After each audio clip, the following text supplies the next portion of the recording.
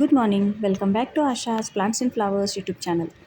ಮೊದಲನೇ ರಿಕ್ವೆಸ್ಟ್ ಬಂದು ಚಾನಲನ್ನು ಹೊಸದಾಗಿ ಬಂದು ನೋಡ್ತಾ ಇದ್ರಿ ಸಬ್ಸ್ಕ್ರೈಬ್ ಮಾಡ್ಕೊಳ್ಳಿ. ವಿಡಿಯೋ ನೀವು ಕಮೆಂಟ್ ಮಾಡ್ತಿರಲ್ಲ, ಅಲ್ಲಿ ಸ್ಲೈಡ್ ಮಾಡಿದಾಗ ಅಲ್ಲೊಂದು ಹೈಪ್ ಅಂತ ಬಟನ್ ಬರುತ್ತೆ, ಅದನ್ನು ದಯವಿಟ್ಟು ಹೈಪ್ ಮಾಡಿ. ಇದರಿಂದ ಗಾರ್ಡನಿಂಗ್ ಮಾಡ್ತಿರೋರಿಗೆ ಈ ವಿಡಿಯೋ ಇನ್ನೂ ಹೆಚ್ಚು ಜನರಿಗೆ ತಲುಪುತ್ತೆ. ಸೊ ಇವತ್ತಿನ ವಿಡಿಯೋ ಬಂದು ಗುಲಾಬಿ ಗಿಡ. ಬೇಸಿಗೆ ಶುರು ಆಗ್ತಿದ್ದಂತೆ ಗುಲಾಬಿ ಗಿಡದಲ್ಲಿ ನಾವು ಫೆಬ್ರವರಿ ತಿಂಗಳಲ್ಲಿ ಯಾರ್ಯಾರು ಹಾರ್ಡ್ ಪ್ರೂನಿಂಗ್ ಮಾಡಿದ್ದೀರಾ, ಯಾರ್ಯಾರು ಸಾಫ್ಟ್ ಪ್ರೂನಿಂಗ್ ಮಾಡಿದ್ದೀರಾ, ರೀಪಾಟ್ ಮಾಡಿದ್ದೀರಾ, ಅಥವಾ ನರ್ಸರಿಯಿಂದ ಗಿಡಗಳನ್ನು ತಂದಿದ್ದೀರಾ, ಅವುಗಳನ್ನೆಲ್ಲ ರೀಪಾಟ್ ಮಾಡಿದ್ದೀರಾ, ಅದರಲ್ಲಿ ಗ್ರೋತ್ ಆಗ್ತಾ ಇಲ್ಲ, ಚಿಗುರು ಬರ್ತಾ ಇಲ್ಲ, ಜೊತೆಗೆ ಹೂಗಳು ದೊಡ್ಡದಾಗಿ ಅರಳ್ತಾ ಇಲ್ಲ, ಮೊಗ್ಗುಗಳು ಉದುರ್ತಾ ಇದೆ ಅನ್ನೋರು ಇವತ್ತಿನ ವಿಡಿಯೋನಲ್ಲಿ ನಿಮಗೆ ಒಂದು ಒಳ್ಳೆಯ ಆರ್ಗ್ಯಾನಿಕ್ ಫರ್ಟಿಲೈಸರ್ ಮಿಕ್ಸ್ ಜೊತೆಗೆ ಕೆಲವು ಕೇರ್ ಟಿಪ್ಸನ್ನು ಕೂಡ ಹೇಳ್ತಾ ಇದ್ದೀನಿ. ಜೊತೆಗೆ ನೋಡಿ, ಕಟಿಂಗ್ನಿಂದ ಬೆಳೆಸಿರುವಂಥ ಬಟನ್ ರೋಸ್, ಇದರ ಮದರ್ ಪ್ಲಾಂಟ್ ನನ್ನ ಹತ್ರ ಇತ್ತು, ಆದರೆ ಅದು ಅತಿಯಾದ ಮಳೆಯಿಂದ ಹಾಳಾಗೋಯಿತು. ಆದರೆ ಅದನ್ನು ನಾನು ಕಟಿಂಗ್ನಿಂದ ನೆಟ್ಟಿರೋದ್ರಿಂದ ಅದರ 3 ಗಿಡಗಳು ನನ್ನ ಹತ್ರ ಆಲ್ರೆಡಿ ರೆಡಿಯಾಗಿದೆ.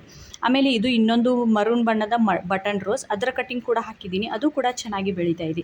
ಇವಾಗ ನೀವು ಫೆಬ್ರವರಿ ತಿಂಗಳಲ್ಲಿ ಗುಲಾಬಿ ಗಿಡದ ಕಟ್ಟಿಂಗನ್ನು ಹಾಕಿದ್ರೆ ಖಂಡಿತ ಅದು ಬೆಳೆಯುತ್ತೆ. ಯಾಕಂತಂದರೆ ಇವಾಗ ಅದರ ಅನುಕೂಲಕರ ವಾತಾವರಣ ಇರೋದ್ರಿಂದ ಇನ್ನೂ ಅಷ್ಟೊಂದು ಹೆಚ್ಚಿಗೆ ಬಿಸಿಲಿಲ್ಲ. ಹಾಗಾಗಿ ಇವಾಗಲೇ ಅಂದರೆ ಫೆಬ್ರವರಿ ತಿಂಗಳು ಹಾಗೂ ಮಾರ್ಚ್ 10 ತಾರೀಕು ಒಳಗಡೆ ನೀವೇನಾದರೂ ಕಟಿಂಗ್ ಹಾಕ್ಕೊಂಡ್ರೆ ಅದು ಚೆನ್ನಾಗಿ ಬೆಳೆಯುತ್ತೆ. ಆ ನಂತರ ಅದು ಚೆನ್ನಾಗಿ ಬೆಳೆಯಲ್ಲ. ಯಾಕಂತಂದರೆ ಅತಿಯಾದ ಬಿಸಿಲು ಗುಲಾಬಿ ಗಿಡಕ್ಕೆ ಅಷ್ಟೊಂದು ಸೂಟೇಬಲ್ ಅಲ್ಲ. ಆದರೆ ಇದು ನೋಡಿ, ಬಟನ್ ಯೆಲ್ಲೋ ಬಣ್ಣದ ಒಂದು ಗುಲಾಬಿ ಗಿಡ, ಇದು ಕೂಡ ನನ್ನ ಹತ್ರ ಮದರ್ ಪ್ಲಾಂಟ್ ಇತ್ತು, ಅದರ ಕಟಿಂಗ್ ಹಾಕಿದ್ದೆ, ಮದರ್ ಪ್ಲಾಂಟ್ ಹೋಯಿತು. ಆದರೆ ಅದರ ಒಂದು ಬೇಬಿ ಪ್ಲಾಂಟ್ ನನ್ನ ಹತ್ರ ಉಳ್ಕೊಂತು. ನನಗೆ ಇದನ್ನು ನರ್ಸರಿಯಿಂದ ತರುವಂಥ ಅವಶ್ಯಕತೆ ಕೂಡ ಬರಲಿಲ್ಲ.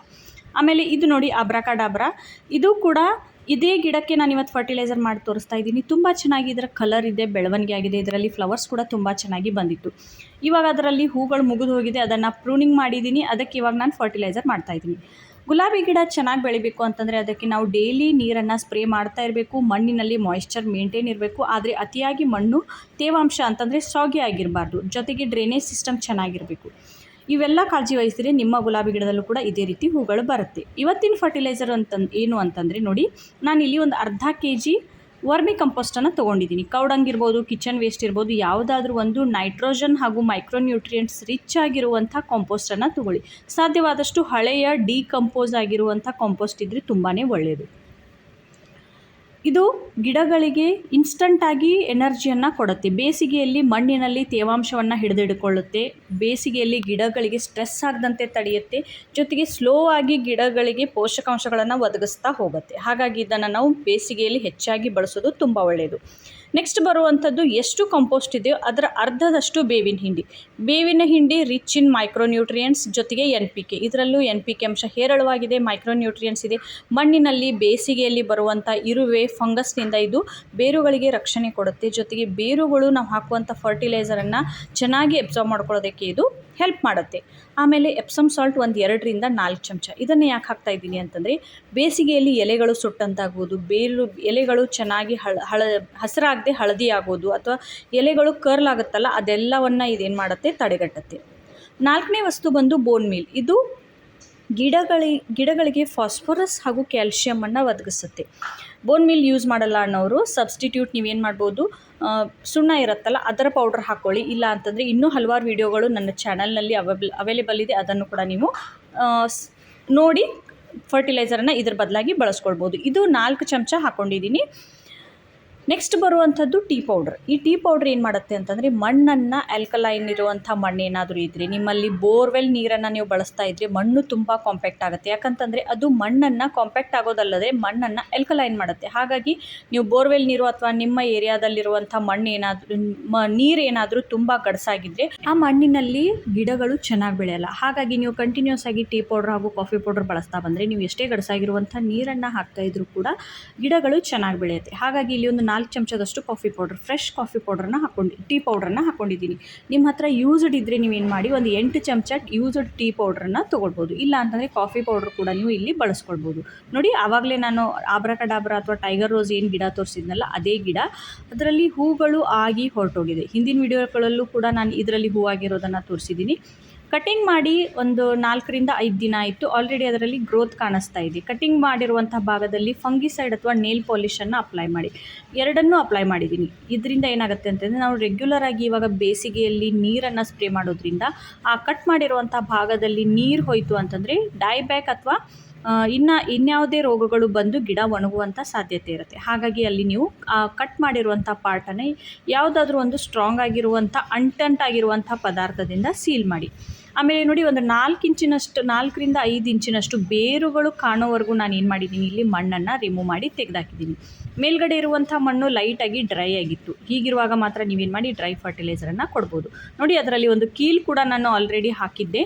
ಈ ಕೀಲು ಅಥವಾ ಐರನ್ ರಿಚ್ ಫರ್ಟಿಲೈಸರ್ ಬಗ್ಗೆ, ಐರನ್ ಯಾಕೆ ಕೊಡಬೇಕು ಅನ್ನೋದನ್ನು ಕೂಡ ನಾನು ಹಿಂದಿನ ವೀಡಿಯೋನಲ್ಲಿ ತಿಳಿಸ್ಕೊಟ್ಟಿದ್ದೀನಿ. ಆ ವಿಡಿಯೋ ಯಾರು ನೋಡಿಲ್ಲ ಅವರು ಖಂಡಿತ ನೋಡಿ. ತುಂಬ ಜನರ ಸಮಸ್ಯೆಗಳಿಗೆ ಆ ವಿಡಿಯೋನಲ್ಲಿ ನಿಮಗೆ ಮಾಹಿತಿ ಹಾಗೂ ಸೊಲ್ಯೂಷನ್ ಸಿಕ್ಕೇ ಸಿಗುತ್ತೆ. ಆಮೇಲೆ ನೋಡಿ, ನಾನು ನೆನ್ನೆ ನೀರು ಹಾಕಿಲ್ಲ. ಸೊ ಇವತ್ತು ನಾನು ಒಂದು 4ರಿಂದ 5 ಇಂಚಿನಷ್ಟು ಮಣ್ಣು ತೆಗೆದು ಅದರಲ್ಲಿ ಒಂದು 2 ಮುಟ್ಟಿಗೆಯಷ್ಟು, ನಿಮಗೆ ಎಷ್ಟು ಪಾಟ್ನ ಅಳತೆ ಇದೆಯೋ, ನಿಮಗೆ ಎಷ್ಟು ಅದರಲ್ಲಿ ಫರ್ಟಿಲೈಸರ್ ಹಾಕಬೇಕು, ನಿಮ್ಮ ಗಿಡವನ್ನು ನೋಡಿದ್ರೆ ನಿಮಗೆ ಅರ್ಥ ಆಗುತ್ತೆ. ಅಷ್ಟು ನೀವೇನು ಮಾಡಿ ಫರ್ಟಿಲೈಸರ್ ಹಾಕಿ. ಅಷ್ಟು ಮೀರಿ ನಿಮಗೆ ಗೊತ್ತಾಗ್ತಾ ಇಲ್ಲ ಎಷ್ಟು ಹಾಕಬೇಕು ಅಂದರೆ, ಕೇವಲ ಒಂದು ಮುಷ್ಟಿ ನಿಮ್ಮ ಒಂದು ಕೈಯಲ್ಲಿ ಎಷ್ಟು ಹಿಡಿಸುತ್ತೋ ಅಷ್ಟು ನೀವೇನು ಮಾಡಿ ಒಂದು ಗಿಡಕ್ಕೆ ಫರ್ಟಿಲೈಸರ್ ಮಾಡಿ. ಇಲ್ಲ ಅಂತಂದರೆ ಒಂದು 2ರಿಂದ 3 ಚಮಚ ಹಾಕಿದರೂ ಕೂಡ ಸಫಿಸಿಯೆಂಟ್ ಆಗಿರುತ್ತೆ. ಆಮೇಲೆ ನೋಡಿ, ರಿಮೂವ್ ಮಾಡಿರುವಂಥ ಮಣ್ಣನ್ನು ಏನು ಮಾಡಿ ಮತ್ತೆ ಅದರಲ್ಲಿ ಫಿಲ್ ಮಾಡಿ. ಅದರಲ್ಲಿ ನೀರು ಹಾಕೋದಕ್ಕೆ, ಲಿಕ್ವಿಡ್ ಫರ್ಟಿಲೈಸರ್ ಹಾಕೋದಕ್ಕೆ ಜಾಗ ಇರಬೇಕು. ಅಷ್ಟು ಮಾತ್ರ ನೀವೇನು ಮಾಡಿ ಅದರಲ್ಲಿ ಮಣ್ಣನ್ನು ಫಿಲ್ ಅಪ್ ಮಾಡ್ಕೊಳ್ಳಿ. ಆಮೇಲೆ ಈ ಫರ್ಟಿಲೈಸರನ್ನು 15 ದಿನಕ್ಕೊಮ್ಮೆ ನೀವು ಕಂಪಲ್ಸರಿ ಬಳಸಿದ್ರೆ ನಿಮ್ಮ ಗುಲಾಬಿ ಗಿಡದಲ್ಲಿ ಖಂಡಿತ ಹೂಗಳು ಬರೋದ್ರ ಜೊತೆಗೆ ಬೆಸಲ್ ಶೂಟ್ಸ್ ಕೂಡ ಖಂಡಿತ ಬರುತ್ತೆ. ಯಾಕಂತಂದರೆ ನಾವು ಇದರಲ್ಲಿ ಫಾಸ್ಫರಸ್ ರಿಚ್ ಹಾಗೂ ಕ್ಯಾಲ್ಶಿಯಂ ರಿಚ್ ಬೋನ್ ಮೀಲನ್ನು ಹಾಕಿದ್ದೀವಲ್ಲ, ಅದರಿಂದ ಹೊಸ ಕೌಲು ಹೊಡೆಯೋದಕ್ಕೆ, ಹೊಸ ಚಿಗುರು ಬರೋದಕ್ಕೆ, ಬ್ರಾಂಚಸ್ ಬರೋದಕ್ಕೆ ಅದು ಪ್ರಮೋಟ್ ಮಾಡುತ್ತೆ ಗಿಡವನ್ನು. ಆಮೇಲೆ ನಿಮಗೆ ಫರ್ಟಿಲೈಸರ್ ಇದ್ದೀರಲ್ಲ, ಇದು ಗಿಡಗಳಲ್ಲಿ ನೈಟ್ರೋಜನನ್ನು ಫಿಕ್ಸ್ ಮಾಡೋದ್ರಿಂದ ಎಲೆಗಳು ಹಚ್ಚ ಹಸಿರಾಗಿ ದೊಡ್ಡದಾಗಿ ಬರೋದಕ್ಕೆ ಸಹಾಯ ಮಾಡುತ್ತೆ. ಇದೆಲ್ಲ ಆದ ನಂತರ ನಾವಿಲ್ಲಿ ಒಂದು ಲಿಕ್ವಿಡ್ ಫರ್ಟಿಲೈಸರ್ನ ಕೂಡ ಕಂಪಲ್ಸರಿ ಕೊಡಬೇಕು. ಅದೇನು ಅಂತಂದರೆ ಆನಿಯನ್ ಪೀಲ್, ಈರುಳ್ಳಿ ಸಿಪ್ಪೆಯನ್ನು ನೆನೆಸಿ ನಾನು ಇಟ್ಟಿದ್ದೆ.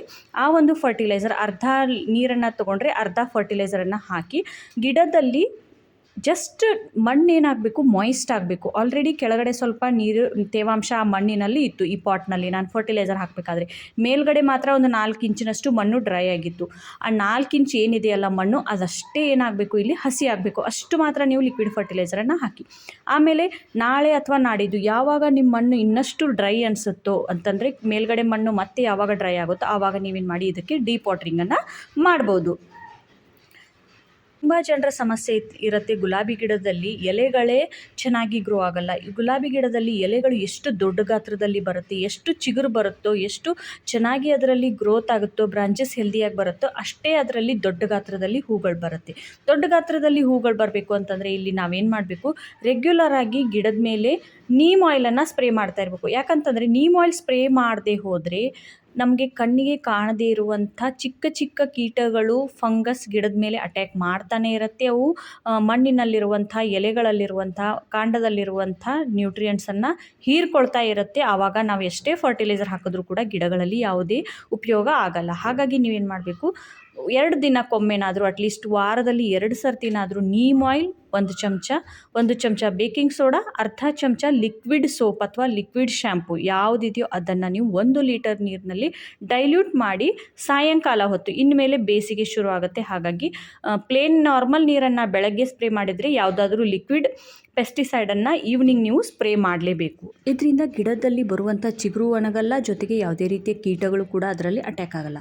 ಸೊ ಫ್ರೆಂಡ್ಸ್, ನೋಡಿದ್ರಲ್ಲ, ಈಸಿಯಾಗಿ ಗುಲಾಬಿ ಗಿಡದಲ್ಲಿ ಹೂ ಬಂದು ಹೋದ್ಮೇಲೆ ಅಥವಾ ಪ್ರೂನಿಂಗ್ ಮಾಡಿದ ಮೇಲೆ ಯಾವೆಲ್ಲ ಫರ್ಟಿಲೈಸರನ್ನು ಮಣ್ಣಿನಲ್ಲಿ ಕೊಡಬೇಕು, ಲಿಕ್ವಿಡ್ ಫರ್ಟಿಲೈಸರ್ ಯಾವುದು ಕೊಡಬೇಕು, ಗಿಡಗಳಲ್ಲಿ ಏನು ಸ್ಪ್ರೇ ಮಾಡಬೇಕು ಅನ್ನೋದನ್ನು ಈ ವಿಡಿಯೋನಲ್ಲಿ ತಿಳಿಸ್ಕೊಟ್ಟಿದ್ದೀನಿ. ಬೇಸಿಗೆಯಲ್ಲೂ ನಿಮ್ಮ ಗುಲಾಬಿ ಗಿಡದಲ್ಲಿ ಇದೇ ರೀತಿ ಹೂಗಳು ಬರಬೇಕು ಅಂತಂದರೆ ಈ ಕೆಲವು ಟಿಪ್ಸನ್ನು ಖಂಡಿತ ನೀವು ಫಾಲೋ ಮಾಡ್ತೀರಾ ಅಂದ್ಕೊಳ್ತಾ ಈ ವಿಡಿಯೋನ ಇಲ್ಲಿಗೆ ಮುಗಿಸ್ತಾ ಇದ್ದೀನಿ.